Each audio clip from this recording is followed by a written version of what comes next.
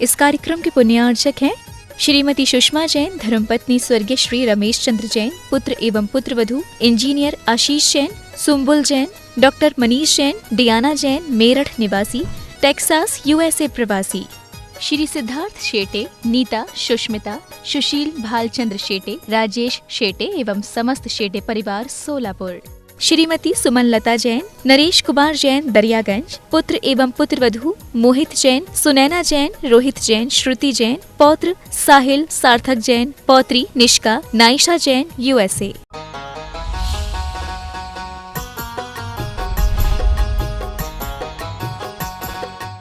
जब बोलिए संत शिरोमणि आचार्य गुरु श्री विद्यासागर जी महाराज की पूज्य गुरुवर की हम भक्तों पर असीम कृपा के उनके आशीर्वाद से और उनके ही मंगल सानिध्य से हम घर पर ही बैठकर पर्युषण महापर्व को सा आनंद बना रहे हैं।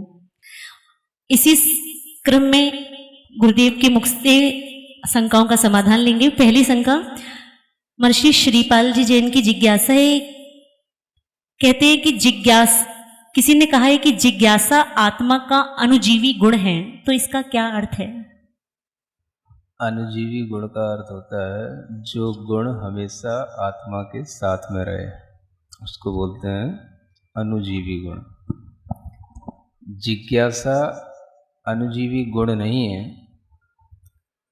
ज्ञान अनुजीवी गुण होता है। जिज्ञासा तो उस ज्ञान की एक परिणति है और वह परिणति भी जब तक छद्मस्त अवस्था है तब तक ही रहेगी। ज्ञातुम इच्छा जिज्ञासा, जानने की इच्छा को जिज्ञासा कहते हैं। जब तक हमें पूर्ण ज्ञान की प्राप्ति नहीं होती तभी तक जानने की इच्छा होती है। जिनको पूर्ण ज्ञान की प्राप्ति हो जाती है उन्हें कोई भी जिज्ञासा नहीं होती। अगर हम जिज्ञासा को अनुजीवी गुण माने तो केवल ज्ञानी में भी जिज्ञासा माननी पड़ेगी, जबकि केवल ज्ञानी में कोई जिज्ञासा नहीं होती है, उनमें केवल ज्ञान होता है। इसलिए ज्ञान को अनुजीवी गुण कहा है, जिज्ञासा को अनुजीवी गुण नहीं कहते। ज्ञान की पर्याय है जिज्ञासा, पर्याय नष्ट होती है, गुण नष्ट नहीं होता है, इतना जानना। महर्षि निपुण जी जैन गुड़गांव से, उनकी शंका है कि बिल्ली का रास्ता काटना, कुत्ते का रोना, ये सब अपशगुन मानते हैं क्या? अगर मानते हैं तो इनका जीवन पर क्या प्रभाव है? अपशगुन मानने से नहीं होते हैं, उनके बारे में ढंग से जानने से फल मिलता है। किसी के कहने से कुछ मान लेने से कुछ भी नहीं होता है। आप किसी भी चीज़ को ढंग से जानें, अनुभूत करें और उसको प्रमाणिक करें कि कुत्ते के रोने से क्या हुआ, क्या होता है, प्रमाणिक करें। कहीं पर बिल्ली के काटने से, रास्ता काटने से क्या हुआ, इस चीज़ को पहले प्रमाणिक करें, है ना। जब वो चीज़ प्रमाणित रूप से सिद्ध हो जाए तब आप उसको मानें। अथवा जिन शकुन शास्त्रों में इन चीज़ों के बारे में लिखा हुआ है उसको गहराई से पढ़ें, उसके बारे में हर तरह से, हर पहलू से अनुभव में लाएं, फिर उसको मानें। किसी के कहने से कुत्ता रो रहा है, कॉलोनी में तो 100 घर हैं, 100 लोगों को सुनाई पड़ रहा है कुत्ता रो रहा है, समझ आ रहा है? तो किसके लिए क्या होएगा? एक को कोरोना हो गया तो कुत्ता के रोने से हो गया क्या? तो ये तो कोई तर्क नहीं होते हैं। इसलिए किसी भी चीज़ की गहराई को पहले जानना चाहिए, और ये सब शकुन भी तभी हमारे लिए हानि या लाभ के रूप में जानने में आएंगे जब हम हर चीज़ का भीतरी अच्छा ज्ञान रखेंगे। अन्यथा हम छोटी छोटी बातों पर बहकते रहेंगे और कुछ का कुछ सोच करके कुछ भी निर्णय लेते रहेंगे। महर्षि शरिता जी जिनकी शंका है कि अगर हमने व्रत लिया है और उसमें बाल निकल आता है तो उसका भी अंतराय मानते हैं क्या? व्रत से मतलब क्या होता है? व्रत माने प्रतिमाएं भी होती हैं। नहीं, व्रत मतलब उनके व्रत चल रहे हैं तो अभी अच्छा, उसमें ये जो 10 लक्षण वाले व्रत, हाँ। ये तो अपने ऊपर है। इसका संबंध हमारे भावों से है। और जब हम कोई भी व्रत लेते हैं तो हमारे अंदर ही संकल्प होता है कि हमें उस व्रत को कैसे निभाना है। गृहस्थ के लिए भी जब व्रत इत्यादि का पालन किया जाता है तो वह अपने अंदर के ग्लानि भाव को देखता है। अगर आपको बाल से ग्लानि उत्पन्न हो रही हो तो आप अंतराय करें। अगर आपके अंदर भूख ज्यादा है और कोई ग्लानि नहीं हो रही है तो आप जैसा समझें वैसा करें, किंतु जीव के आने पर तो अवश्य ही अंतराय करना चाहिए, इतना विशेष ध्यान। महर्षि मंजरी जी जैन की शंका है कि अगर हम किसी के जीवन के लिए बहुत जाप प्रार्थना करते हैं और लेकिन उसकी मृत्यु हो जाती है तो उस व्यक्ति का धर्म से विश्वास उठता है, तो उसका हम स्थितिकरण करने के लिए क्या कर सकते हैं? यह गलत सोच है और गलत सोच के साथ किए गए गलत उपाय हैं। कभी भी कोई भी आप धर्म क्रिया करते हैं उसके माध्यम से किसी का मरण हो जाना आप रोक नहीं सकते हैं। आप उसके प्रति अच्छा भाव रख सकते हैं। आपके भावों का प्रभाव उसके ऊपर पड़ भी सकता है, नहीं भी पड़ सकता है। मुख्य चीज तो उसका आयु कर्म है। अगर उसका आयु कर्म उसके लिए सहायक होगा तो आपकी कोई भी भावना उसमें सहायक बनेगी, और अगर उसका आयु कर्म पूर्ण होना निश्चित है तो आपकी किसी भी प्रकार की धर्म पाठ आदि की क्रिया उसमें सहायक नहीं बनेगी। इतना जरूर है कि उससे उसकी भी गति सुधर सकती है और आपकी भी गति सुधर सकती है। जिसकी जैसी भी आयु का बंध हुआ है उसे अच्छी आयु मिल सकती है, अच्छा उसके लिए पर्याय मिल सकती है उसी आयु में, और आपके अंदर उसके प्रति इस तरह की भावना है तो आपके लिए भी अच्छा पुण्य का बंध होगा, आपके अंदर भी अच्छा धर्म का भाव आएगा। तो ये उसका फायदा देखना चाहिए। हम किसी को मरते हुए किसी भी मंत्र से, किसी भी स्तोत्र से बचा नहीं सकते हैं, लेकिन उसके लिए हम एक सहायक रूप में सामने आ सकते हैं। उसके अंदर अगर पुण्य होगा, आयु कर्म होगा तो ही वो सहायक होता है, अन्यथा नहीं होता। इस सिद्धांत को जान करके हमें कुछ भी करना चाहिए। और जो लोग इस सिद्धांत को नहीं जानते हैं तो वो कभी ना कभी तो परेशान होते ही हैं। अब उनको समझाने के लिए उन्हें सिद्धांत ही समझाया जाए तो ही उनकी परेशानी दूर होगी, और वो इस सिद्धांत को समझ पाएंगे तो ही उनके लिए लाभ मिलेगा। अन्यथा जो रो रहा है सो रो ही रहा है, किसको किससे रोका जा सकता है? जो मर रहा है सो मर रहा है, किसको किससे रोका जा सकता है ना? बात समझने की। अपूर्व जी वैज न्यू जर्सी से हैं। उनका प्रश्न है कि सम्यक ज्ञान का एक अतिचार कालाचार है, तो हमें कौन सी ग्रंथ का वाचन कब करना चाहिए और अभी पर्व के समय पर हम कौन से शास्त्र पढ़ सकते हैं? कभी भी पर्व आदि के समय पर आप जो भी श्रावकोचित शास्त्रों को बताया गया है उन शास्त्रों को पढ़ सकते हैं। विशेष रूप से जो भावनात्मक ग्रंथ होते हैं, अध्यात्म ग्रंथ होते हैं, आचरण परक ग्रंथ होते हैं, प्रथमान योग के ग्रंथ होते हैं, इन ग्रंथों को पढ़ने में कहीं कोई दिक्कत नहीं है। कुछ आप अगर सिद्धांत भी पढ़ना चाहें तो भी आप इन 10 लक्षण पर्व के दिनों में पढ़ सकते हैं। रही बात कालाचार की, तो हमेशा ये ध्यान रखें कि विशेष सिद्धांत ग्रंथों के लिए ही कालाचार का विधान है। अध्यात्म, भावनात्मक, प्रथमान योग के ग्रंथों को पढ़ने के लिए कोई कालाचार नहीं है। दूसरी बात, अगर आप किसी भी चीज को स्वाध्याय के रूप में ले रहे हैं तो आपको कालाचार का ध्यान रखना है।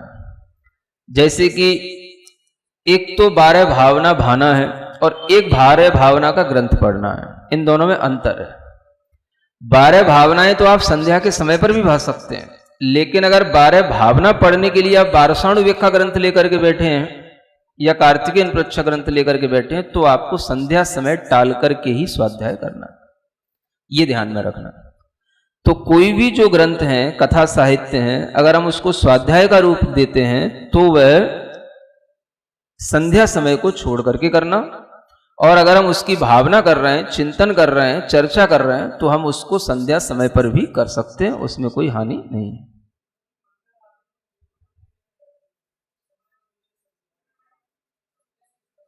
थोड़ा सा 1-1.25 घंटे का टाइम टाला जा सकता है। जैसे शाम के समय, संध्या का समय 6 से 7 का टाइम है ना, टाला जा सकता है। हाँ, सुबह भी, दोपहर में भी, संध्या का समय टाल करके ही करें, जो सामायिक का टाइम होता है विशेष रूप से। श्री अनूप जी जैन जालना महाराष्ट्र से, उनकी शंका है कि ज्ञान तो आत्मा का अविभागी गुण है। अभी पंडित बेनाड़ा जी का भव परिवर्तन हुआ तो उनका ज्ञान का क्षयोपशम अभी अच्छा था, तो अगले भव तक वो बना रहेगा क्या? जो भी क्षयोपशम होते हैं वो सब एक ही भव के लिए होते हैं। कोई ऐसे क्षयोपशम नहीं है ये जैसे अवधि ज्ञान में होता है, अनुगामी होता है, एक भव से दूसरे भव में चला जाए। यहाँ की स्मृतियाँ यहीं पर रह जाती हैं, है ना। और यहाँ का जो क्षयोपशम ज्ञान है वो यहीं के अनुसार रहता है। जिस भव में जाते हैं वहाँ का क्षयोपशम ज्ञान उस भव और वहाँ के वातावरण के अनुकूल उत्पन्न होता है।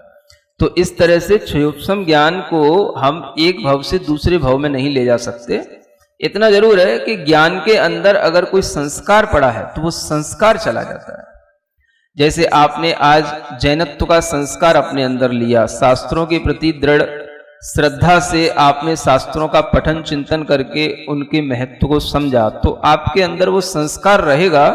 तो अगले जन्म में भी आपको जैन शास्त्रों के प्रति रुचि पैदा हो जाएगी। आपको जैन शास्त्रों में भी पढ़ने में अपने आप मन लगेगा। और उस क्षयोपशम से ऐसा भी संभव है कि आपके अंदर वो चीजें बहुत जल्दी समझ में आने लग जाए। जिन्हें बहुत देर से समझ में आती हैं उन्हें जल्दी समझ में आने लग जाए, क्योंकि आपके अंदर उसका अभ्यास पड़ा हुआ है। तो ये इस अभ्यास का अगले भाव में फल मिलता है ना। लेकिन ज्यों का त्यों यहां का वहां सब कुछ याद रहता हो ऐसा नहीं होता है। उसकी जो कुछ भी विशेष संस्कार की जो चीजें हैं वो रहती हैं साथ में, अगले भाव तक भी जा सकती हैं, उसमें कोई बाधा नहीं। नवीन जी जैन गोटी गांव से पूछ रहे हैं कि महर्षि, अगर हम अपने कुल और धर्म के ऊपर गर्व करते हैं तो ये भी अहंकार की श्रेणी में आएगा क्या? आज सुबह का प्रवचन नहीं सुना था क्या? सुबह यही तो बताया था कि कुल और धर्म पर गर्व करना अहंकार नहीं है, ये स्वाभिमान है। और इस तरह के स्वाभिमान के साथ रहने पर ही हमें कुछ अच्छा करने की भावना होती है और हम कुछ अच्छा कर सकते हैं। अगर हमें धर्म पर गर्व ही नहीं होगा तो हम धर्म करेंगे ही क्यों? पर्युषण के 10 दिनों में हम क्यों भाव करेंगे कि भाई पर्युषण पर्व आ रहा है, हमें पहले से अपनी मानसिकता तैयार करना है? जब हमें उस पर गर्व है तभी तो करेंगे। तो धर्म पर गर्व करने से ही हम धर्म क्रिया को समय समय पर संपादित कर सकते हैं। इसलिए धर्म और कुल का गर्व करना अपने अंदर के गुणों को बढ़ाने के लिए है। महर्षि पुनीत जी जैन की शंका है कि वैसे तो मृत्यु का समय अनिश्चित ही है, लेकिन कौन से प्रहर में मृत्यु हो तो वो अच्छी मानते हैं? मृत्यु का संबंध किसी प्रहर से नहीं और जन्म का भी संबंध किसी प्रहर से नहीं। प्रहर के साथ साथ बहुत चीजें देखी जाती हैं। बाहरी चीजें देखना है तो बहुत सारे ग्रह नक्षत्र आदि की दशाएं भी देखी जाती हैं। और जिस जीव का मरण होता है उसके मरण के समय पर उसके प्राण कहां से निकलते हैं, इस बात से निश्चय होता है कि उसकी गति कैसी हुई है। भगवती आराधना आदि ग्रंथों में बताया है कि जिसके प्राण मुख आदि से निकलते हैं उसकी ऊर्ध्व गति होती है, और जिसके प्राण शरीर के निचले हिस्सों से निकलते हैं उसकी अधोगति होती है। तो इसका प्रहर से संबंध नहीं है, इसका संबंध हमारे पुरुषार्थ भाव और हमारी जिस तरह की गति है उससे है। उसकी थोड़ी बहुत सूचना शरीर की क्रियाओं को देख करके कोई विशिष्ट ज्ञानी लोग लगा सकते हैं। प्रहर से अगर ऐसा होने लगे तब तो फिर जैसा मरण के साथ होता है वैसा जन्म के साथ भी होगा। और ऐसा कभी नहीं होता कि एक प्रहर में जन्मा हुए सभी जीव पापी ही हों या सभी पुण्यवान ही हों, कोई भी कितना भी अच्छा प्रहर हो, ऐसा कहीं नहीं होता है ना। ऐसे ही मरण के साथ भी नहीं होता, ऐसा जानना। जी एसके जैन की शंका है कि हिंसा में विश्वास रखने वाली राष्ट्र विरोधी म्लेच्छखंडी विचारधारा के खिलाफ लड़ाई देशभक्त जैन समुदाय के लोग अगर विरोधी हिंसा में भाग लेना चाहते हैं तो क्या ये जैन दर्शन के अनुसार ठीक है? विरोधी हिंसा में जैनी लोग भी शामिल होंगे ही, होते ही हैं, इसमें किसी भी प्रकार का कोई भी दुर्भाव नहीं है, क्योंकि जैन लोगों ने हमेशा देश की आज़ादी में भी बहुत बड़े बड़े बलिदान दिए हैं और बहुत बड़े बड़े स्वतंत्रता संग्रामी भी जैन हुए हैं। विरोधी हिंसा का हम जिस तरह से अपने लिए प्रतिकार करते हैं उसी प्रकार से धर्म के लिए भी और देश के लिए भी करते हैं, इसमें किसी भी प्रकार की कोई आपत्ति नहीं है। यदि आपके सामने कोई बंदूक तान के खड़ा हो जाता है और आपके पास में बंदूक है तो आप उसको चलाएंगे ही, समझ आ रहा है? आपके पास में यदि किसी भी तरह का कोई भी बचने का उपाय है तो आप करेंगे ही। जैसे आप अपने लिए करेंगे वैसे ही आप देश और धर्म के लिए भी कर सकते हैं, करना भी चाहिए, इसमें किसी भी प्रकार की कोई आपत्ति नहीं है। महर्षि अनुपम जी जैन कृष्णानगर दिल्ली से पूछ रही हैं कि मेरी स्मरण शक्ति बहुत कमजोर हो चुकी है, तो मैं इसको पुनः जागृत करने के लिए, पुनः प्राप्त करने के लिए क्या करूं? क्या अर्हम ध्यान योग इसमें सहायक होगा? अगर आप कुछ ना करें तो ज्यादा अच्छा होगा, क्योंकि अगर स्मरण शक्ति कमजोर भी हो रही है तो आपकी उम्र क्या है पहले ये भी तो पूछना पड़ेगा। कोई उम्र 20-40 वर्ष की हो तो कुछ उपाय बताया भी जाए। अगर आपकी उम्र 70-80 वर्ष की हो रही है या 60 से भी ऊपर की हो रही है तो स्मरण शक्ति कमजोर होना स्वाभाविक है। आपको चिंतित होने की जरूरत नहीं है, आपको ये सोचने की जरूरत है कि हमें आखिर ये तो सब ध्यान है ना कि हम शिविर अटेंड कर रहे हैं, हम हैं, हमारा परिवार है, हम खा रहे हैं, पी रहे हैं, सुन रहे हैं, समझ रहे हैं, है ना। बड़ी बड़ी चीजें याद नहीं रहती हैं, कोई बात नहीं। उसके लिए आप ये देखो, क्या हम पुरानी सब बातों को भूल गए? क्या हमारे लिए किसी ने बुरा किया था हम सब भूल गए? अगर आपकी स्मरण शक्ति कमजोर हो गई है तो अगर ऐसा कुछ है तब तो बहुत अच्छा है ना। और रही बात आरंभ ध्यान योग की, तो वो तो आपको चाहे स्मरण शक्ति बढ़ाना हो चाहे ना बढ़ाना हो, चाहे आप 40 वर्ष के हो चाहे 70 के हो, आपको आरंभ ध्यान योग तो करना ही है, क्योंकि उसी से ही जो कुछ भी अच्छा होगा वो उसी से ही होगा। ज्ञान का क्षेत्रफल बढ़ेगा तो उसी से बढ़ेगा, स्मरण शक्ति बढ़ेगी तो उसी से बढ़ेगी। आपको अगर उपाय करना है तो इस उपाय में कोई हानि नहीं है ना। ये एक ऐसी औषधि है जिसको हर समय पर हर उम्र का व्यक्ति अपने उपयोग में ला सकता है। No side effect of Arham yoga. Anshul ji Jain की शंका है महर्षि की, इस जन्म में किए गए पाप का फल तो हमें अगले जन्म में भोगना पड़ता है, बट इस जन्म का ज्ञान हमारे साथ अगले भव में क्यों नहीं जाता? बात वही आ गई जिसको पहले बताया था कि ज्ञान नहीं जाता, ज्ञान के संस्कार जाते हैं। हमारे अंदर भी जो पाप कर्म है वो पाप के संस्कार के रूप में, कर्म के रूप में इकट्ठे हो जाते हैं, वही हमें अगले जन्म तक भी भोगने पड़ते हैं। तो ज्ञान को हम ले जाने की कोशिश ना करें, हो सकता है आपको इससे भी अच्छा ज्ञान अगले जन्म में मिले।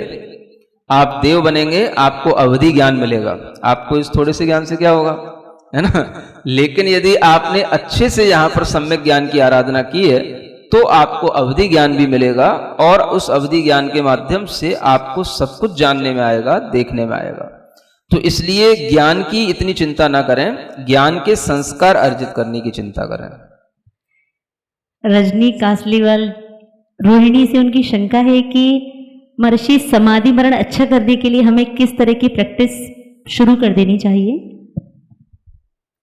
प्रैक्टिस शुरू करने के लिए सबसे अच्छा तो यही है कि हम 2 प्रकार की प्रैक्टिस करें। एक काय संलेखना होती है, एक कसाय संलेखना होती है। काय संलेखना को करने के लिए हम पहले रसों का त्याग करके भोजन करने की कोशिश करें, भूख को जीतने की कोशिश करें।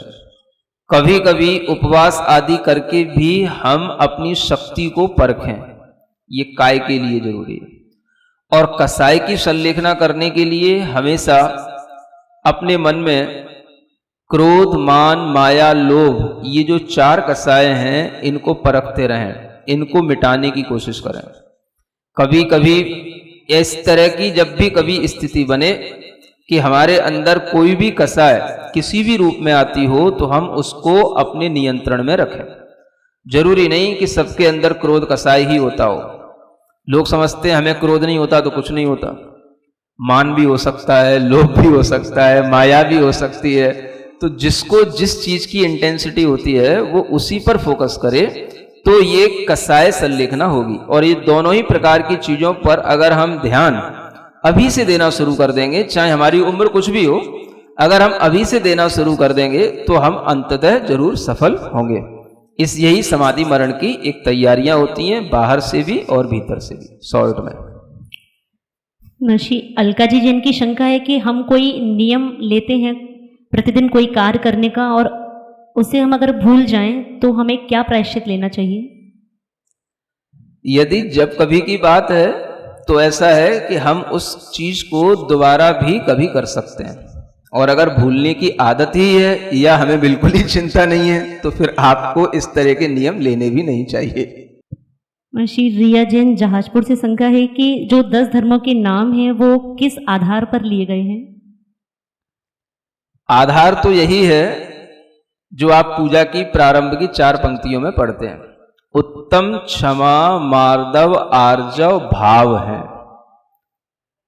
सत्य, शौच, संयम, तप, त्याग उपाय है।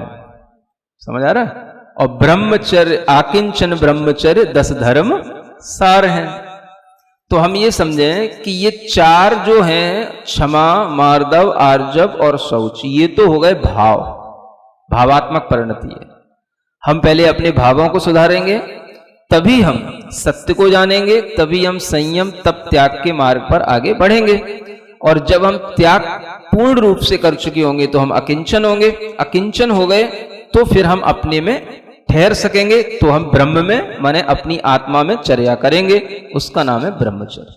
इस तरह से इसका प्रोसेस है। महर्षि भूषण जी जैन की शंका है कि गुरुदेव निगोद के बारे में बहुत सुनते हैं लेकिन ये नहीं पता अभी तक कि निगोद कहाँ है। निगोद लोक में सर्वत्र है। लोक में सर्वत्र निगोदिया जीव रहते हैं। सूक्ष्म जीवों से तो एक एक प्रदेश लोक का स्थित है, भरा हुआ है। और बादर जीव जो होते हैं वो किसी ना किसी आधार से रहते हैं। आपका शरीर भी अनंत निगोद जीवों का भंडार है, दूसरी जगह देखने की जरूरत नहीं है। महर्षि दीपक जी जैन चौगले महाराष्ट्र से पूछ रहे हैं कि सम्यक दृष्टि जीव का आचरण कैसा रहता है? आचरण उसका इस तरह का रहता है कि वो अपने आचरण को ही हमेशा बढ़ाने का भाव रखता है, शक्ति लगा करके चारित्र को प्राप्त करने की जिज्ञासा नहीं रखता, इच्छा भी रखता है। यही सम्यक दृष्टि जीव की सबसे बड़ी विशेषता होती है, क्योंकि अगर सम्यक दृष्टि है तो सम्यक दर्शन तो हो ही चुका। अब होना क्या है? सम्यक चारित्र। तो उसका सम्यक चारित्र के प्रति झुकाव होता है, इसलिए वो जो कुछ भी आचरण करता है वह उसका आचरण उसके लिए समझदारी से होता है, विवेकपूर्ण होता है, और वो सदाचरण ही करता है। अब सदाचरण में जो जो चीजें आ जाती हैं वो आप सब समझ सकते हो। इसलिए सम्यक दृष्टि का घर में रह करके भी सदाचरण होता है, उसी को सम्यक तो आचरण कहा जाता है, ऐसा समझना। डिम्पल जी जैन जलेश्वर से महर्षि शंका है कि अगर कोई पक्षी या पशु हमें कोई घायल अवस्था में मिलता है और उसको हम घर पर उपचार के लिए लाते हैं और उसी दौरान उसकी मृत्यु हो जाती है, तो इसका पाप हमें लगेगा क्या? पाप क्यों लगेगा? जब आपका उपयोग उसकी रक्षा के लिए है और आपने उसके लिए भरसक रक्षा का प्रयास किया, तो आपके लिए उसका मरण होने पर भी पाप का बंध नहीं होगा, क्योंकि दया के भाव से ही आपने ऐसा कार्य किया था। उसकी आयु उतनी ही थी या वो उतना ही जीवित रह सकता था जितनी देर वो रहा। ऐसा समझ करके अपने आप को उस भाव से बचाना है। महर्षि सपना जी जिनकी शंका है कि हम गृहस्थ में जो घर में श्रावक रहते हैं तो वो आत्मा का श्रद्धान कैसे कर सकते हैं? जानते हैं कि आत्मा ही अपना है, लेकिन हम श्रद्धान कैसे करें? डायरेक्ट आत्मा का श्रद्धान अभी करने की जरूरत भी नहीं है। अभी आपको तत्वार्थ का श्रद्धान करने की जरूरत है, जिसको कहा गया है तत्वार्थ श्रद्धानम सम्यक दर्शन। तत्वार्थ 7 होते हैं। आप 7 तत्वों पर श्रद्धान करें, उसमें आत्मा भी आ जाएगी और आत्मा के साथ साथ अन्य अनेक तत्व भी आ जाएंगे। जब हम एक चीज पर श्रद्धा करने की हिम्मत नहीं रखते हैं तो हमें अनेक चीजों पर श्रद्धा करके उस श्रद्धा को बनाए रखना चाहिए। केवल आत्मा का श्रद्धान करना अलग लोगों का काम है, अलग अध्यात्म का काम है। आपको अभी 7 तत्वों पर श्रद्धा करनी है। रश्मि जी जैन प्रीति विहार दिल्ली से पूछ रही हैं कि धर्म में तो कहते हैं कि चत्तारि शरणम पवज्जामि, 4 ही शरण हैं, पर अगर संसार की दृष्टि से देखते हैं तो धन संबंध यही शरण पाते हैं, तो कैसे अपनी भावनाओं को दृढ़ करूं कि ये शरण नहीं है, चत्तारि शरण में जो कहा है वही शरण है? ऐसी कोई बात नहीं है। जब आप व्यवहारिक रूप से कभी भी अपने संबंधियों की शरण में जाते हैं या डॉक्टर की शरण में जाते हैं तो भी आप भीतर से अपने अंदर ये ध्यान रख सकते हैं कि परमार्थ से तो 4 ही शरण है। डॉक्टर हमें तभी बचा पाएगा जब हमारे अंदर पुण्य कर्म का उदय होगा, हमारी आयु जीवित होगी, हमारी आयु पूर्ण न हो पा रही होगी। आपको भीतर से उस समय पर भी श्रद्धा होनी चाहिए। संबंधियों के पास में रहते हुए भी, संबंधियों के आश्रय लेते हुए भी ये ध्यान में रखना चाहिए कि ये भी लोग हमारे तब तक हैं जब तक हमारा पुण्य है। इसलिए हमें पुण्य की भी शरण में नहीं जाना। परमार्थ से तो हमारे लिए 4 ही शरण हैं, और जब हम 4 शरणों को ध्यान में रखेंगे, हमारा पुण्य बढ़ेगा तो हमारे लिए ये सब अपने आप शरण देंगे। हमें इनकी शरण के लिए कोई मोहताज नहीं होना है, ये शरण हमें अपने आप मिलती रहेंगी। वस्तुतः जो हमारी शरण है वो तो 4 ही है। इस तरह का विचार रखते हुए आप किसी की शरण में रहें, कोई फर्क नहीं पड़ेगा। जिनेन्द्र जी जैन की शंका है कि हम भक्तों के कौन से पाप कर्म का उदय चल रहा है, गुरुवर के आपके दर्शन नहीं मिल रहे? पाप कर्म का नाम बताना पड़ेगा क्या? पाप कर्म तो पाप ही कर्म होता है, और जितने भी पाप कर्म हैं वो सब पाप कर्म ही कहलाते हैं। और देखा जाए तो सभी कर्म पाप कर्म ही होते हैं, तो पाप कर्म का तो कोई नाम नहीं होता है। दर्शन अगर नहीं हो रहा है तो इतना जरूर कहा जा सकता है कि हाँ, ये दर्शनावरणी कर्म का उदय है ना? क्योंकि दर्शनावरणी कर्म ही ऐसा कार्य करता है जो हमें दर्शन करने से रोकता है। तो आप दर्शनावरणी कर्म को पाप कर्म जाने, और उसके लिए जो निमित्त बन रहा है वो कोरोना नाम का 19 नाम का वायरस है, वो आपके लिए निमित्त बन रहा है जो दर्शन करने नहीं दे रहा है। जैसे कि आप किसी द्वार पर पहुंच गए। महर्षि मुकेश जी जैन दिल्ली की शंका है कि आत्म कल्याण में संगीत की भूमिका क्या है, और क्या अरहम योग में भी संगीत साधक होता है? संगीत अपने आप में हमारे मन को अच्छे भावों से जोड़ने में सहायक हो सकता है, और वह भी गृहस्थों के लिए। अरहम ध्यान योग हो या कोई भी ध्यान योग हो, अगर हम उसमें थोड़ा सा संगीत भी इस तरह के होते हैं जो अलग अलग समय पर अलग अलग भावों में जब व्यक्ति डूबना चाहता है तो उसके लिए अलग अलग तरीके के राग होते हैं और अलग अलग तरीके के संगीत तैयार किए जाते हैं। अगर हम इस तरह के संगीत को भी ध्यान योग का कोई हिस्सा बनाते हैं तो उसमें गृहस्थ के लिए कोई बाधा नहीं है। अगर आपको संगीत में रुचि है तो आप उससे भी दूसरों के लिए बहुत लाभ दे सकते हैं। कोई व्यक्ति भय में है, फियर उसके अंदर बहुत ज्यादा हो चुका है, उसके लिए उस भय से उबारने के लिए संगीत अलग होता है। अगर कोई व्यक्ति डिप्रेशन का शिकार हो रहा है, उसका संगीत अलग होता है कि उसके माध्यम से वो डिप्रेशन से उबर सकता है। व्यक्ति के अंदर नींद नहीं आ रही है, उसको नींद लाने वाला संगीत अलग होता है, संगीत से नींद आ सकती है। समझ आ रहा है? तो मैं संगीत का मना नहीं कर सकता, इतना जरूर है कि उसका प्रयोग मैं नहीं कर सकता, आप उसका प्रयोग करने के लिए स्वतंत्र हैं। आपके हाथ में अरहम योग है, अगर उससे किसी का भला हो रहा हो तो आप इस तरह के राग अलग अलग होते हैं, मल्हार भैरव राग अलग अलग होते हैं जिनका उपयोग अलग अलग समय पर अलग अलग लोगों के साथ किया जाता है, और वो एक बैकग्राउंड की चीज होती है। संगीत मुख्य नहीं है, संगीत जो है उसके साथ में एक हेल्पफुल होता है। तो जब भी हम कोई भी कार्य कर रहे होते हैं तो किसी कार्य के करने में बहुत सारे कारण सहायक होते हैं। एक अच्छा एटमॉस्फेयर क्रिएट करने के लिए, अच्छी वाइब्रेशंस अपने अंदर फीलिंग करने के लिए भी हमें कभी बार म्यूजिक का कुछ सहारा लेना पड़ता है, और अगर लिया भी जाए तो उसमें कोई बुराई की बात नहीं है। श्री देवेंद्र गोयल जी जैन अंकलेश्वर से पूछ रहे हैं कि हम अपनी अपेक्षाओं को कैसे कम कर सकते हैं। बहुत बढ़िया। अंकलेश्वर भगवान आदिनाथ की एक बहुत अच्छी कसौटी के पाषाण की मूर्ति है जो मुझे याद आ गई। अंकलेश्वर का नाम लेते हुए ब्रह्मचारी अवस्था में आचार्य महाराज के साथ में जब यात्रा की थी, है ना, तब अंकलेश्वर के भगवान के दर्शन हुए थे। बहुत अच्छे भगवान। क्या पूछ रहे? शंका तो भूल ही गया। अपनी अपेक्षाओं को हम कैसे कम कर सकते हैं? अपनी अपेक्षाओं को हम कैसे कर सकते हैं, कम कर सकते हैं, है ना। कम करने के लिए आपको पहले दिन कल जो तरीका बताया था, अपनी लाइक्स और डिसलाइक्स की लिमिट बनाएं हर चीज में, है ना। जिन चीजों पर हम डिपेंड होते हैं उन्हें हम जरूरत से ज्यादा लाइक करते हैं, यही हमारी अपेक्षा का कारण बन जाता है। अपेक्षाएं अगर हमें कम रखना है तो हमें अपने माइंड को बैलेंस करना होगा और हम ये सोचें कि हमारे लिए अगर कोई चीज बहुत अच्छी लग भी रही है और वो हमारे लिए है भी है, तो भी अगर वो चीज हमारे सामने नहीं होगी तो भी हम उसके बिना भी रह सकेंगे। इस तरह का एक माइंड पहले से प्रिपेयर करके आपको रखना है। इसी को बोलते हैं बैलेंस माइंड।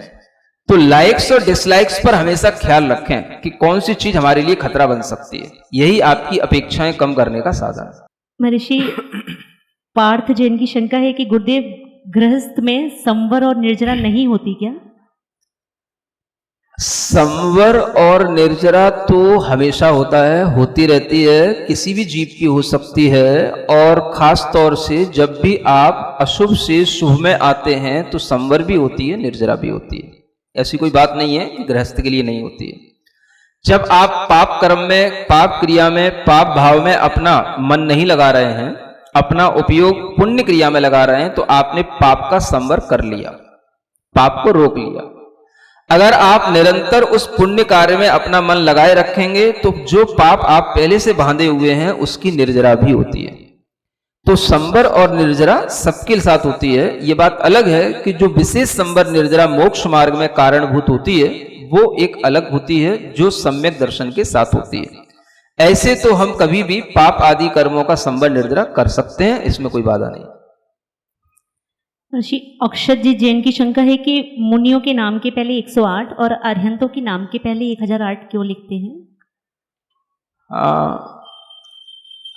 लिखते तो हैं, क्यों लिखते? समझ लेना चाहिए कि अरिहंत भगवान के शरीर में मुख्य रूप से तीर्थंकरों की मुख्यता के साथ में उनके अंदर 1008 लक्षण पाए जाते हैं, जो उनके 1008 विशेष गुणों के भी सूचक होते हैं। इसलिए अरिहंत भगवान के आगे 1008 लगाया जाता है। और मुनि महाराज के लिए 108 प्रकार से कर्मों के आश्रव रोकने का श्रेय मिलता है, इसलिए वह उनके आगे 108 लगाया जाता है। वो 108 प्रकार से कर्म जो रुकते हैं उनकी विधि आपको तत्वार सूत्र आदि ग्रंथ में मिल जाएगी। समरंभ समारंभ आरंभ कृत कारित अनुमोदना क्रोध मान माया लोभ कसाय, है ना, मन वचन काय के योग, इन सबको जब हम मल्टीप्लाई कर देते हैं तो 108 हो जाता है ना। इस तरह से वो 108 प्रकार से पाप कर्म के आश्रव को रोकने के कारण से उनके आगे 108 लगाया जाता है। महर्षि ज्योति जी जैन की जापान से शंका है कि जब भी मैं अपने पति से जिनवाणी पढ़ने के लिए या प्रवचन सुनने के लिए बोलती हूँ हमेशा लड़ाई हो जाती है, तो ऐसे में मैं क्रोध करती हूँ तो क्या मुझे उसका पाप लगेगा? अरे भाई,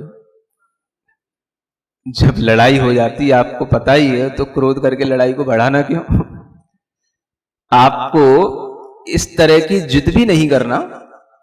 उसका सबसे अच्छा तरीका यह है, आपके अंदर अगर अपना इंटरेस्ट है तो आप अपने इंटरेस्ट को बनाए रखो, और उस इंटरेस्ट को अगर आप कभी ऐसे मुनि महाराज के प्रवचन सुन रहे हो, घर में सुन रहे हो, घर में आपके पति भी आएंगे, 2 शब्द तो कभी कान में पड़ेंगे, आप अपना इंटरेस्ट बना करके रखो, आप सुनो, उनसे मत कहो कि वो सुने, अपने आप कान लगा के सुन लेंगे कभी। ये ह्यूमन टेंडेंसी होती है कि जब कोई आवाज आ रही होती है तो आदमी उसमें कान लगाता ही है, आप चिंता मत करो। बस वो आवाज उसको लगनी चाहिए, आखिर ये क्या सुनती रहती है रोज रोज, वो चोरी छुपे सुनेंगे, आप चिंता क्यों कर रहे हो?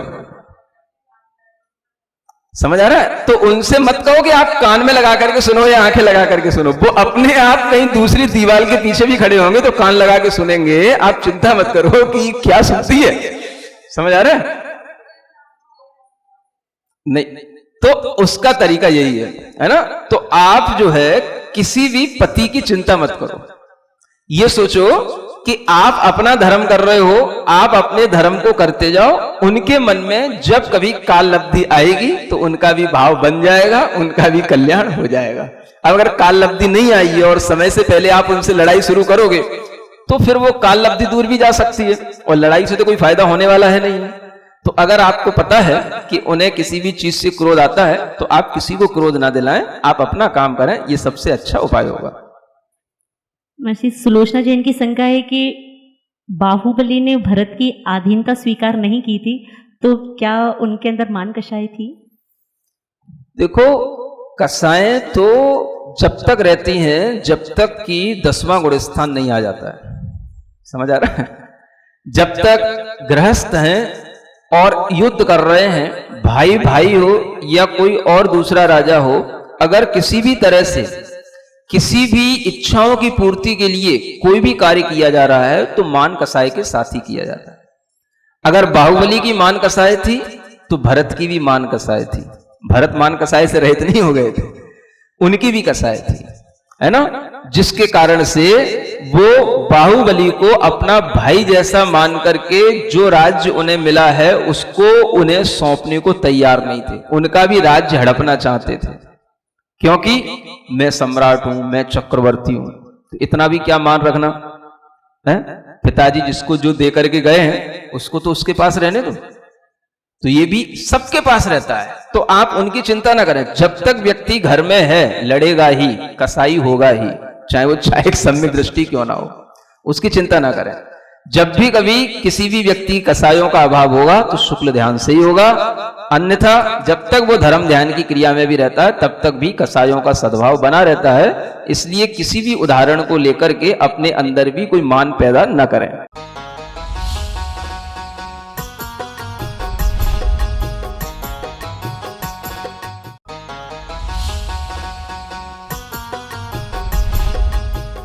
इस कार्यक्रम के पुण्यार्चक थे श्रीमती सुषमा जैन, धर्मपत्नी स्वर्गीय श्री रमेश चंद्र जैन, पुत्र एवं पुत्रवधू इंजीनियर आशीष जैन, सुम्बुल जैन, डॉक्टर मनीष जैन, डियाना जैन, मेरठ निवासी, टेक्सास यूएसए प्रवासी, श्री सिद्धार्थ शेटे, नीता, सुष्मिता, सुशील भालचंद्र शेटे, राजेश शेटे एवं समस्त शेटे परिवार सोलापुर, श्रीमती सुमन लता जैन, नरेश कुमार जैन दरियागंज, पुत्र एवं पुत्रवधू मोहित जैन, सुनैना जैन, रोहित जैन, श्रुति जैन, पौत्र साहिल सार्थक जैन, पौत्री निष्का नाइशा जैन यूएसए।